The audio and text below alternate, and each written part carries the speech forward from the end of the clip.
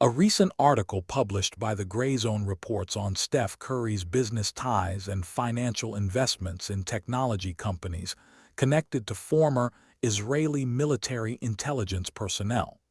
This news came as a surprise to many, especially since Curry has a reputation for being outspoken on social justice issues.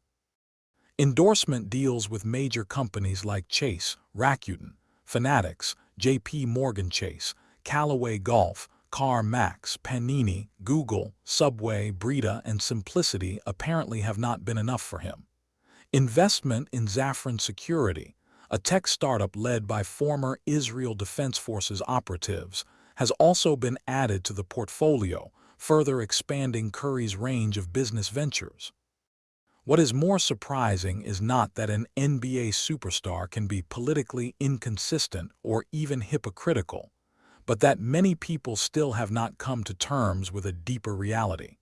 The same forces that shape the rest of society are also found beneath the glamour and spectacle of professional sports.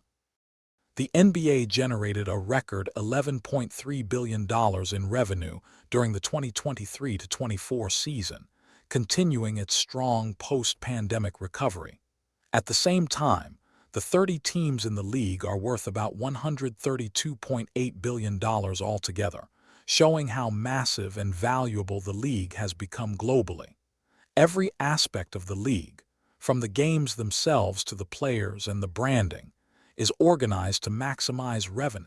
The sponsorship world around the NBA is massive, featuring more than 1,700 brands, over 2,600 deals including team partnerships and player endorsements, a heavy presence on social media platforms like Instagram, TikTok, and X. Much of the recent growth is coming from industries like technology, healthcare, and cars, which are spending more to be part of the league. The Golden State Warriors, in particular, blend sports with Silicon Valley-style thinking. Under owner Joe Lacob, the team is run more like a startup than a traditional sports franchise, focusing on data-driven decision-making and a corporate culture that mirrors a tech company. Deep down, most fans understand that professional sports are driven by profit, yet they still hold on to the belief that the game is about teams competing and athletes striving to win. A sports fan is an idealist at heart. In Sacramento, where I live, tens of thousands of fans show their loyalty to the Kings, insisting every October that this is our year, despite evidence to the contrary. Unlike the routine grind of everyday life, professional sports are filled with redemption arcs and miracles. As Serbian basketball legend Ljubodrag Simonovic writes, quote, "A sports fan is lifted out of everyday dullness by an athlete in whose dribbling and drive toward the goal he recognizes his own life path.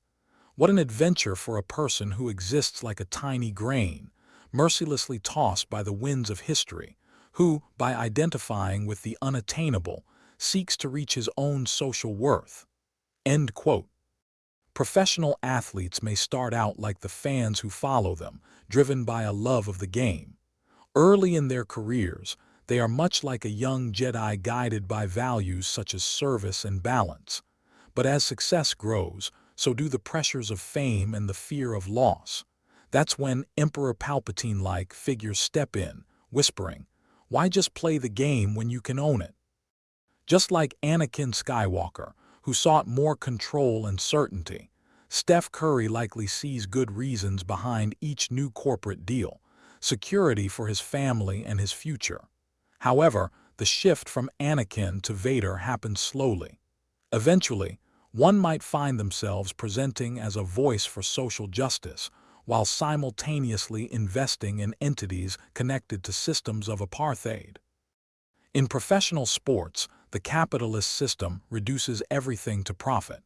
Even though athletes drive the machine, they are pushed into serving a fixed goal where they can be replaced at any moment by media companies or corporate sponsors. Under these conditions, athletes are reduced to tools for profit.